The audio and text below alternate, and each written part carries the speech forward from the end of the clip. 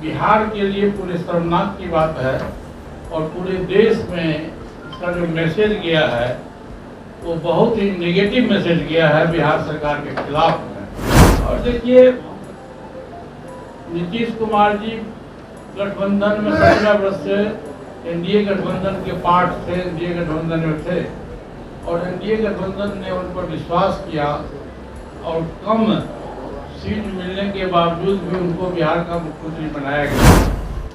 और बिहार की जनता ने नीतीश कुमार जी को एनडीए गठबंधन के लिए ही अपना मत दिया था, न कि आरजेडी में जाने के लिए दिया था। है वो महसूस हो रहा है। और अब बीते दिनों देखे हुए रामनवमी के जुलूस में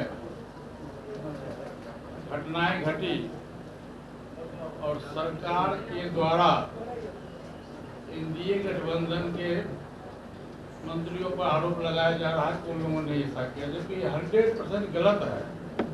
सरकार अपनी विफलता को छिपाने के लिए और सरकार ने जानबूझकर इस तरह की घटनाएं सरकार के द्वारा कराया गया, क्योंकि हमारे परम आदरणीय गृह मंत्री जी का कार्यक्रम था सासाराम में और कई जगह प्रोग्राम था उनका, तो इस ढंग से ये कराया गया जिससे उनका प्रोग्राम सफल नहीं हो, प्रोग्राम रुक जाए। और बिहार सरकार मुख्य दर्शक बन के देखती रही और भारत सरकार के गृह मंत्री जी का प्रोग्राम किसी न किसी कारणवश स्थगित करना पड़ा, क्योंकि वहाँ 144 लागू किया गया था। तो ये बिहार के लिए पूरे शर्मनाक की बात है और पूरे देश में इसका जो मैसेज गया है वो बहुत ही नेगेटिव मैसेज गया है बिहार सरकार के खिलाफ में। और देखिए, नीतीश कुमार जी गठबंधन में 17 वर्ष से एनडीए गठबंधन के पार्ट थे, एनडीए गठबंधन में थे और एनडीए गठबंधन ने उन पर विश्वास किया और कम सीट मिलने के बावजूद भी उनको बिहार का मुख्यमंत्री बनाया गया। और बिहार की जनता ने नीतीश कुमार जी को एनडीए गठबंधन के लिए ही अपना मत दिया था, न कि आरजेडी में जाने के लिए दिया था।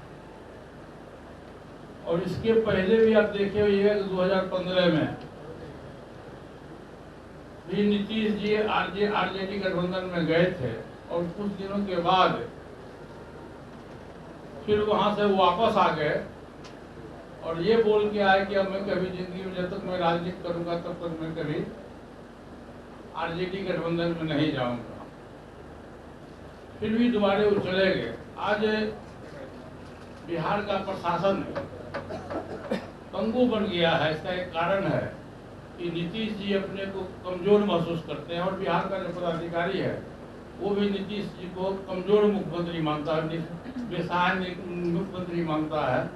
और कोई भी डिसीजन लेने के पहले अपने भाषण में देखते हुएगा कि नीतीश जी तेजस्वी यादव की तरफ देख के ही बोलते हैं। तो ये बिहार के लिए बहुत ही दुर्भाग्य है और मैं भारत सरकार से मांग करूंगा कि बिहार की जो लॉ एंड ऑर्डर की स्थिति है, गृह मंत्री जी से मैं आग्रह करूंगा कि यहाँ के जो महामहिम राज्यपाल हैं इनसे रिपोर्ट मंगावें कि बिहार की रियल स्थिति क्या है। यहाँ की लॉ एंड ऑर्डर बहुत ही खराब है। रोज डकैती, रोज लूट, हत्याएं हो रही है, बैंक रॉबरी हो रहा है और बिहार सरकार इसमें बिल्कुल ही विफल साबित हुआ है।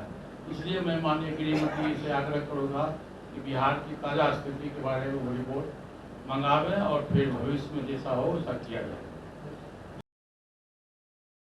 निश्चित रूप से हुआ है, निश्चित रूप से हुआ है।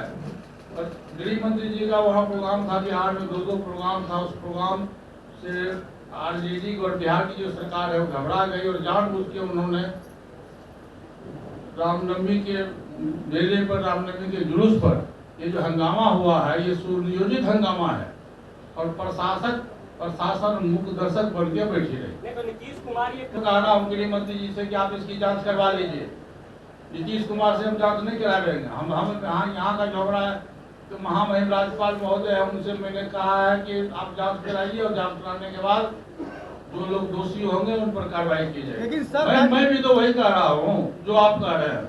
लेकिन सर राज्यपाल कैसे कर सकते हैं साहब? राज्यपाल देश का नागरिक नहीं है क्या? नागरिक हो सकते हैं सर, उनका एक प्रोटोकॉल है सर। पहले सुनिए, सवाल क्या है? पहले सुनिए, ये मौलिक अधिकार है, हर एक व्यक्ति का मौलिक अधिकार है। देश जो नागरिक है उसको मौलिक अधिकार है, आप उसके अधिकार का हनन नहीं कर सकते। पहले वो देश का नागरिक है, तब दूसरे में वो राज्यपाल है। बिहार सरकार की जांच से संतुष्ट नहीं है कि बिहार सरकार खुद अभियुक्त है।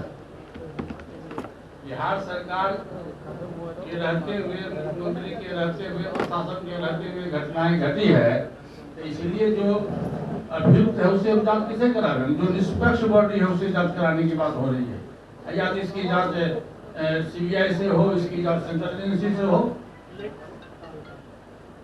हाँ, गठबंधन सरकार का आरोप है कि विपक्ष ने ऐसा किया, मेरा आरोप है कि बिहार सरकार ने ऐसा किया।